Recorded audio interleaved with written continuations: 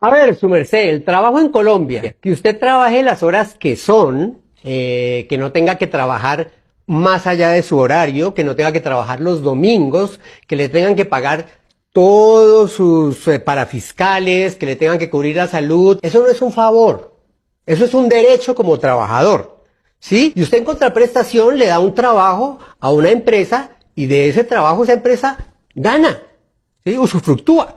Pero durante los últimos años nos han ido diciendo que nos tienen que quitar esos derechos, porque es que si no nos los quitan, no vamos a favorecer la generación de empleo. Y vaya uno a ver históricamente, y pareciera que los que siempre salen muy bien beneficiados de eso son los grandes grupos económicos en este país, que ustedes saben que los podemos contar con los dedos de la mano.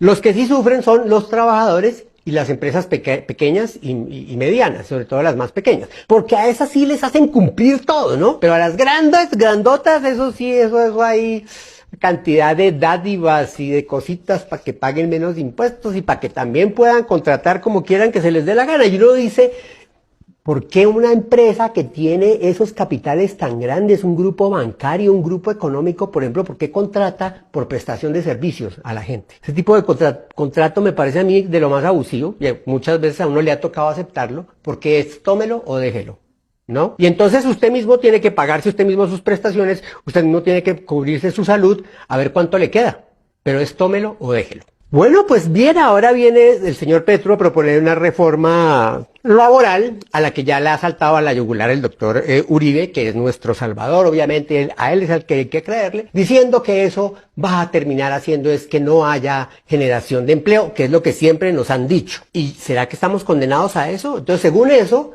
tendríamos que seguir históricamente ganando cada vez menos, teniendo cada vez menos derechos para mantener la generación de empleo. Y tengamos en cuenta que somos un país en el que los gobiernos históricamente han incluido en sus cifras de empleo a los informales. O sea, si usted vende cigarrillos en un semáforo, lo cuentan como empleado. Y yo creo que no han encontrado la manera de sacarle impuestos porque no la han encontrado. El caso es que hay 10 puntos en la reforma del señor Petro que uno pensaría, pues es lo mínimo que una sociedad de estos tiempos justa debería tener.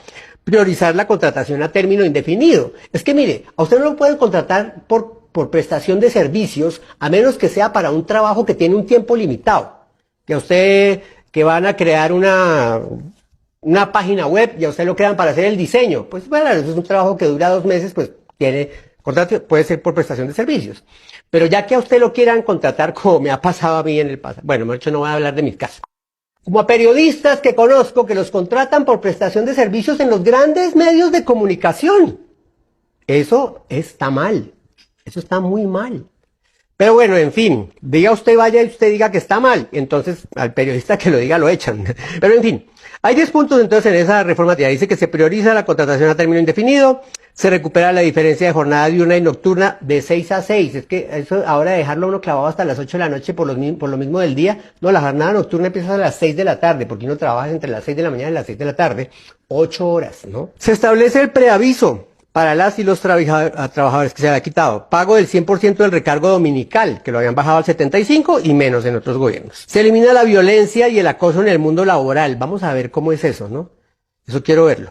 Se fortalece la protección y promoción del derecho de asociación sindical. Se mantienen las 8 horas diarias legales de trabajo. Es que esas son las horas legales.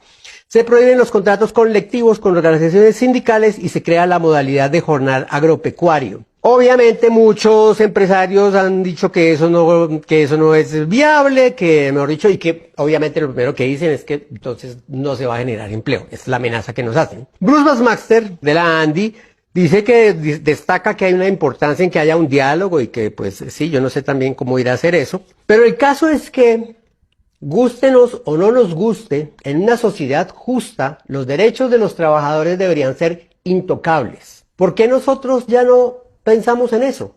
Porque llevan más de 2 décadas, un poco más, diciéndonos que esos no son nuestros derechos y que tenemos que dar gracias porque nos dan trabajo. Sí, gracias por los empleos, pero los empleadores también tienen que dar gracias por el esfuerzo que hacen sus empleados para que sus empresas produzcan. Sobre todo esas grandes empresas que tienen ganancias de billones de pesos todos los años y sin embargo viven recortando. Esto es lo que dice la reforma laboral. Vamos a ver ahora qué sarta de falsas noticias le empalan los grandes medios, que ustedes saben cuáles son, que están muy preocupados porque estas medidas no vayan a afectar a sus dueños. Vamos a ver.